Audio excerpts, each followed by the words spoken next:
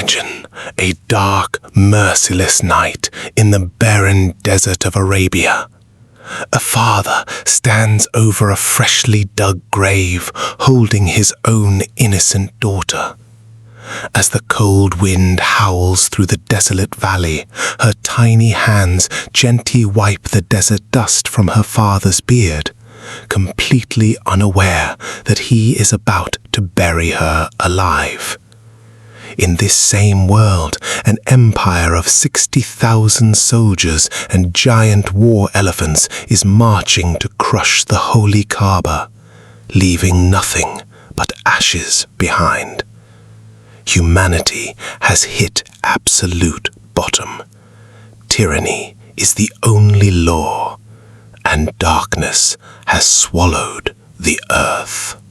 The visual shifts to an aerial view of a chaotic melee between armed desert tribes near an oasis, like conveying a lawless environment. Is there any hope left for mankind? Suddenly, the light from a bursts from a humble house in Mecca, cutting through the darkness. Yes, because from this very darkness, a light is about to emerge that will change everything. A light that will stop the burying of daughters, unite the warring tribes, and bring justice to the world.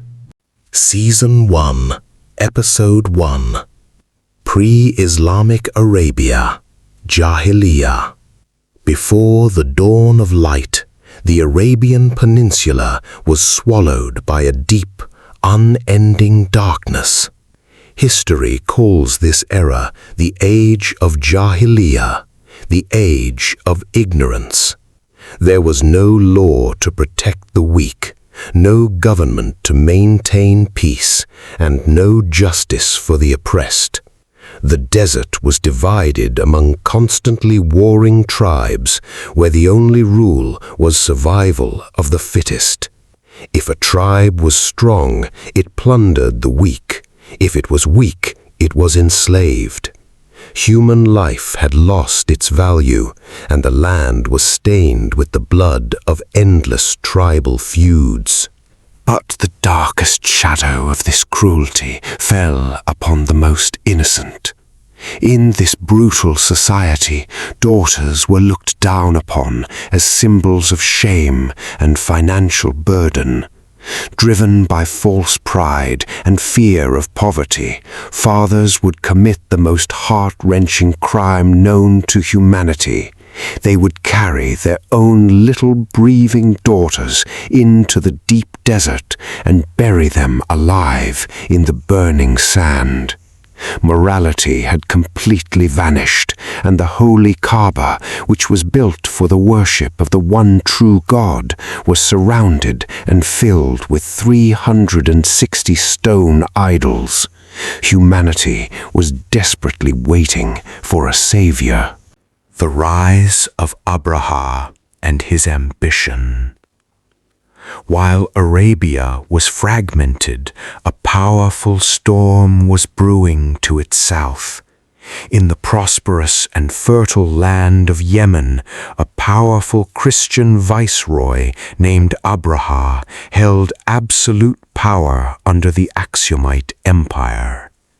Abraha noticed that every year thousands of Arabs from all directions would travel past his territory to visit the ancient city of Mecca. They bypassed the grand cities of the south just to perform pilgrimage around a simple stone-built cube called the Kaaba.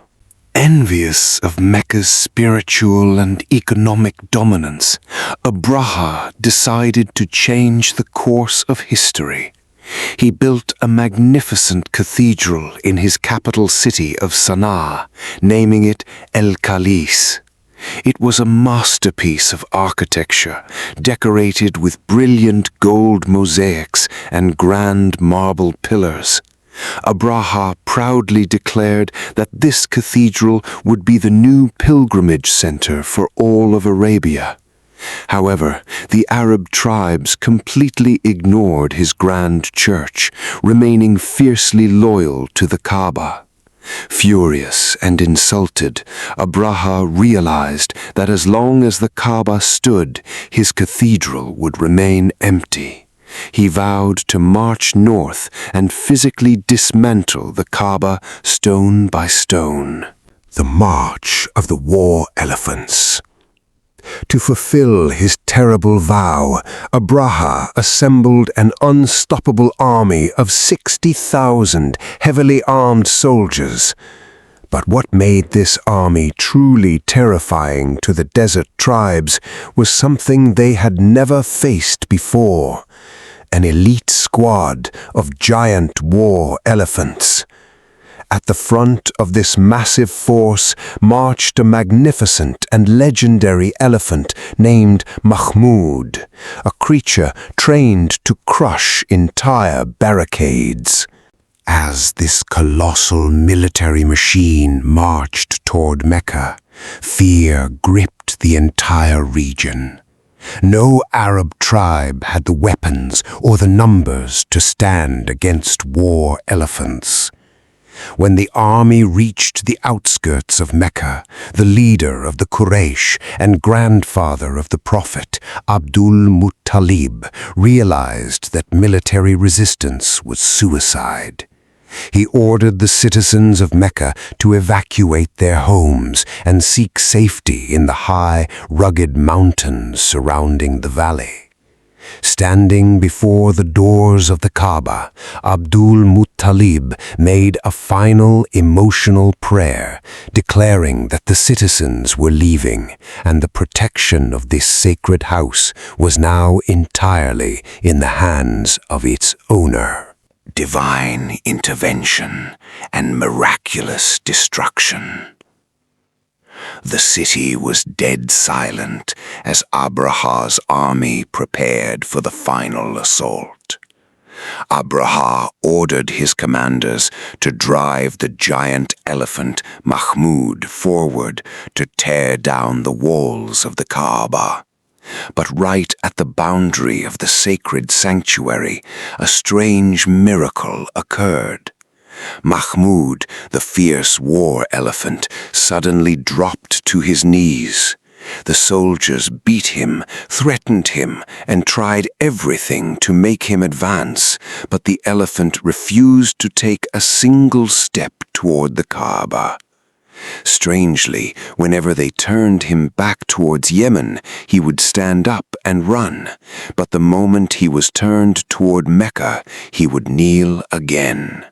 Before Abraha could understand what was happening, the bright desert sky suddenly turned pitch black. The sound of thousands of flapping wings echoed through the valley. Looking up, the soldiers saw massive, dense clouds of small birds known in history as the Ababil. These birds were sent by divine command, and each one carried 3 small baked clay stones in its beak and claws. The birds swooped down over the valley, raining the stones upon the trapped army with bullet-like speed and force. The absolute terror that followed decimated the entire 60,000 soldiers, leaving the mighty army crushed and scattered across the desert like devoured straw. The Kaaba was saved without a single human sword being drawn. The birth of the light. This historic year of miraculous victory became known to the world as the Year of the Elephant. The proud tyrants were wiped out, the sacred sanctuary was protected, and the chains of fear were broken. The stage of history was now perfectly set for the greatest event in human destiny. Just 50 days after the destruction of Abraha's army, in a modest clay house in the valley of Mecca, a child was born. He was born an orphan, but he carried a light that was destined to tear through the darkness of the entire world. His mother named him Muhammad, a name meaning the praised one. With his blessed arrival, the long night of Jahiliyyah began to fade away, ushering in an era of justice, mercy, and ultimate truth. The darkness had reached its end, and the light of Arabia had finally dawned upon mankind.